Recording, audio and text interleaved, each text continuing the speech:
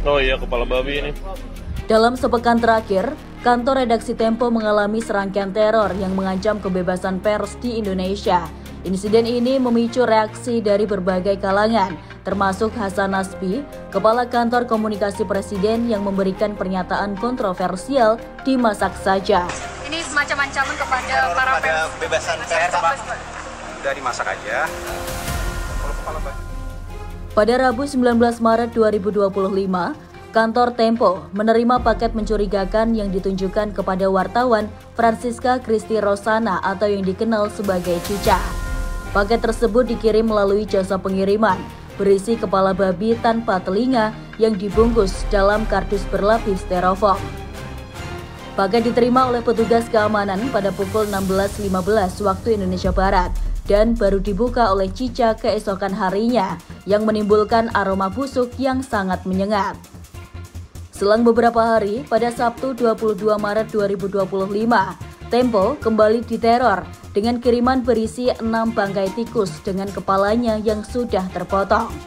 Bangkai tikus tersebut ditemukan dalam kardus yang dibungkus kertas kado bermotif bunga mawar merah di area parkir kantor sekitar pukul 8 waktu Indonesia Barat. Rekaman CCTV menunjukkan paket tersebut dilempar oleh orang yang tidak dikenal dari luar pagar kompleks kantor pada pukul 2.11 dini hari waktu Indonesia Barat, mengenai mobil yang sedang diparkir sebelum jatuh ke aspal. Pimpinan redaksi Tempo, Setria Serah, menegaskan bahwa tindakan teror tersebut tidak akan menggoyahkan semangat jurnalis Tempo dalam menjalankan tugasnya.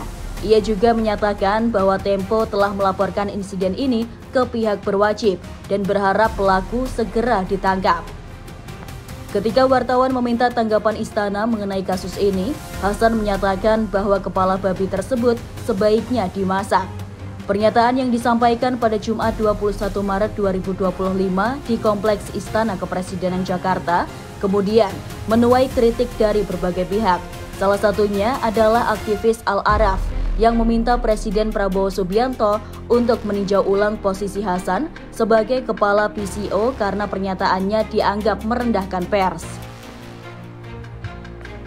Setelah menerima berbagai kritik, Hasan memberikan klarifikasi dan menyatakan bahwa pernyataan tersebut sebenarnya terinspirasi dari unggahan media sosial Francisca sendiri.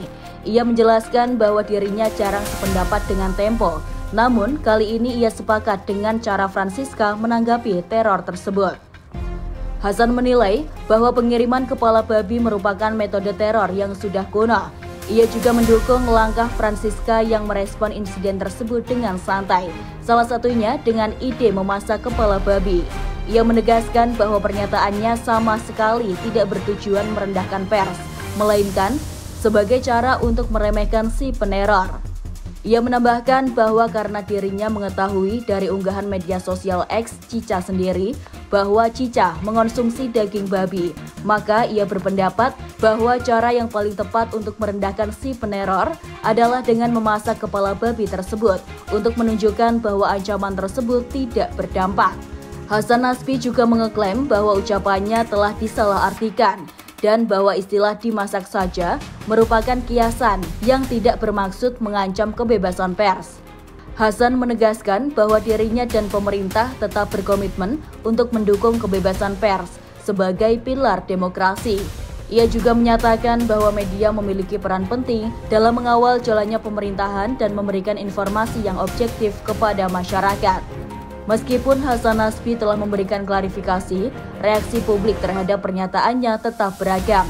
Beberapa pihak menerima penjelasannya dan berharap agar kejadian serupa tidak terulang di masa mendatang. Namun, tidak sedikit yang tetap skeptis dan menilai bahwa pernyataan awalnya mencerminkan sikap pemerintah yang kurang toleran terhadap kritik dan tidak berempati. Hasan Nasbi lahir di Bukit Tinggi pada 11 Oktober 1979. Ia menempuh pendidikan di SMA 2 Bukit Tinggi sebelum melanjutkan studi di Universitas Indonesia, jurusan Ilmu Politik dan lulus pada tahun 2004. Karir profesionalnya dimulai sebagai jurnalis di harian Kompas pada tahun 2005 hingga 2006. Setelah itu, ia menjadi peneliti di Pusat Kajian Politik Universitas Indonesia dari 2006 hingga 2008. Pada tahun 2008, Hasan mendirikan lembaga survei Sirus Network yang bergerak di bidang penelitian dan konsultasi publik.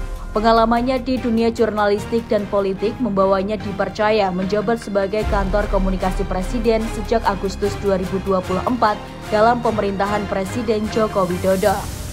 Posisi tersebut kembali diembannya dalam Kabinet Prabowo Gibran yang terbentuk pada Oktober 2024. Atas kejadian ini, Aliansi Jurnalis Independen atau AJI Jakarta dan Lembaga Bantuan Hukum LBH Pers mengecam tindakan intimidasi dan ancaman pembunuhan simbolik yang dialami oleh Tempo.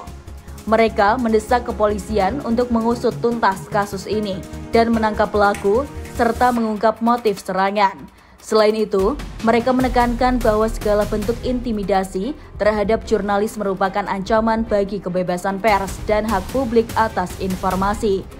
Rentetan teror terhadap kantor Tempo menyoroti tantangan yang dihadapi oleh media dalam menjalankan fungsi kontrol sosialnya.